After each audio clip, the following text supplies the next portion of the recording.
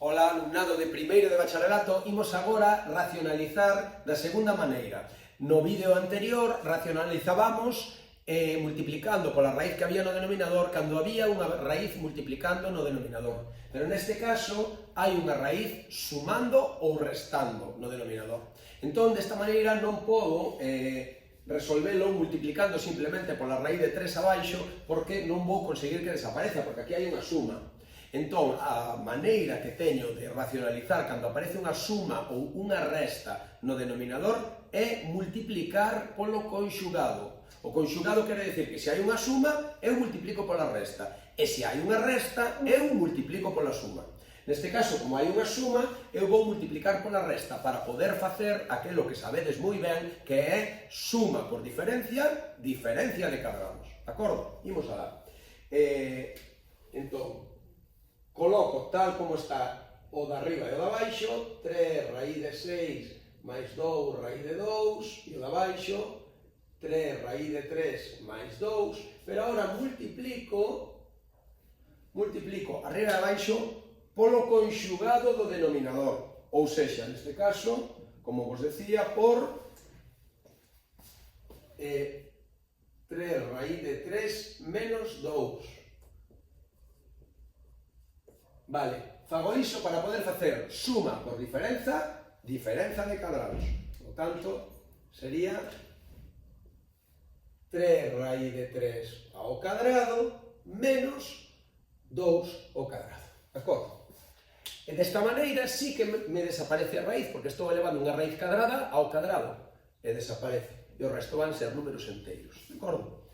E o numerador? Pois no numerador quedará o que quede. Eu opero, a hora de racionalizar non me importa como me queden os numeradores, o que me importa é que no denominador desaparezan as raíces, e con isto que acabo de facer consigo que desaparezan as raíces, vale? Entón, imos ver como queda o numerador. Bueno, pois hai que multiplicar as raíces. Raíz de 6 por raíz de 3, pois sería raíz de 18, que realmente a raíz de 18 sí que podo sacar un 3 fora, vale? Entón, vou ir escribindo xa e deixar factorizado radicando para ver se podo sacar cousas fora que sempre me van a permitir resolver isto. Entón, vedes, este é un produto dunha suma por unha resta, teño que facer este por este, este por este, este por este e este por este. De acordo? 3 por 3, 9. Raíz de 6 por raíz de 3, pois sería a raíz de 6 por 3, 18, pero escribo como 9 por 2, vale?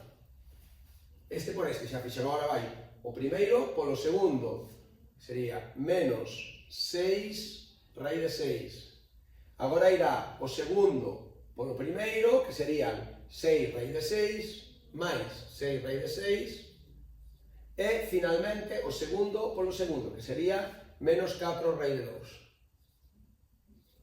Vale, moi ben.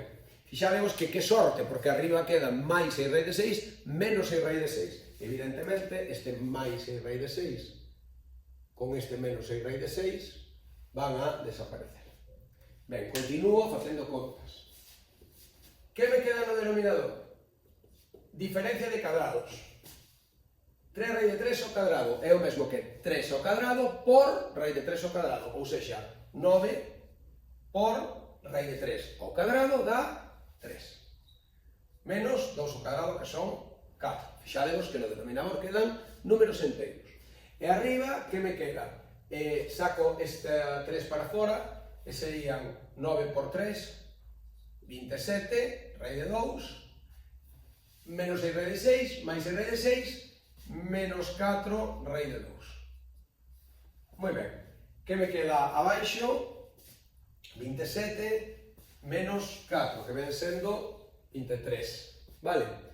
E arriba que me queda? 27 raíz de 2 menos 4 raíz de 2, que serían 23 raíz de 2. E xa vemos que agora o 23 que está multiplicando arriba vaise como 23 que está multiplicando abaixo, e que me queda entón como único resultado sinxelo deste exercicio? Pois raíz de 2. Xa está.